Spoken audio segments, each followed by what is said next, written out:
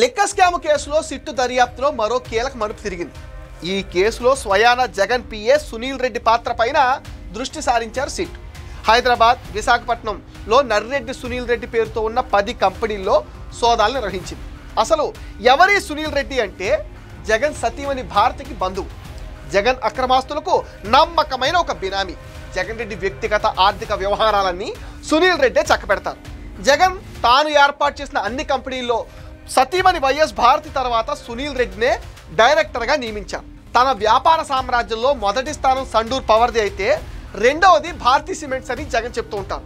అలాంటి సండూర్ పవర్ కన్న తల్లికి చెల్లికి వాటాలు ఇచ్చేది లేదని తేల్చిన సరస్వతి పవర్ మొదలుకొని తన భార్య పేరుతో ఏర్పాటు చేసిన 10 కంపెనీల్లో సునీల్ రెడ్డి డైరెక్టర్గా చేర్చారు.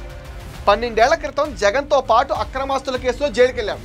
కోనేరు ప్రసాద్ నుంచి తీసుకున్న డబ్బులు ఇతను జగన్కు చేర్చినట్టు అప్పట్లో సిబిఐ రిమాండ్ రిపోర్ట్లో కోర్టుకు తెలిపింది.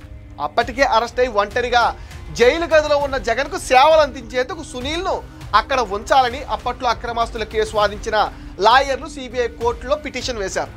దాంతో చాలా కాలం పాటు జగన్కు సునీల్ జైలు మెట్టుగా ఉన్నాడు.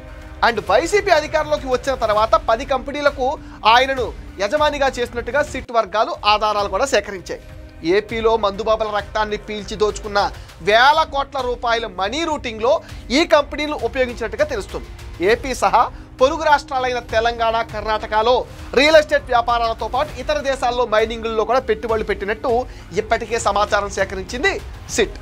ఎన్నికల సమయంలో అభ్యర్థులకు పంపించేందుకు తరలించిన డబ్బు వివరాలు రాబట్టింది. జగన్ సీఎం అయ్యాక ఎక్కువగా హైదరాబాద్లోనే ఉంటూ లిక్కర్ వ్యవహారాలను సునీల్ రెడ్డి చక్కబెట్టారు. పనిలో పనిగా ఆయన ఏపీలో 2 మద్యం బ్రాండ్లను ప్రవేశపెట్టి భారీగా వెనకేసుకున్నట్టుగా సిట్ కుప్పంది. టెక్నాలజీ సాయంతో లోతుగా ఆరా తీయడంతో డొల్ల కంపెనీల భాగవతం పట్టబయలైంది. ముడుపులు సొమ్ము హైదరాబాద్లో తీసుకుని హవాలా రూపంలో విదేశాలకు తరలించి తిరిగి అదే సొమ్ముని తెల్ల డబ్బుగా ఈయన కంపెనీల నుంచి పెట్టుబడుల రూపంలో వస్తున్నాడు. తాజాగా సిట్ జరిపిన సోదాలో అత్యంత కీలక సమాచారం లభించినట్టుగా మనకు తెలుస్తుంది. సునీల్ను సిట్ అదుపులోకి తీసుకుంటే అంతిమ లబ్ధిదారుడు లెక్క అంతా బయటపడుతుంది.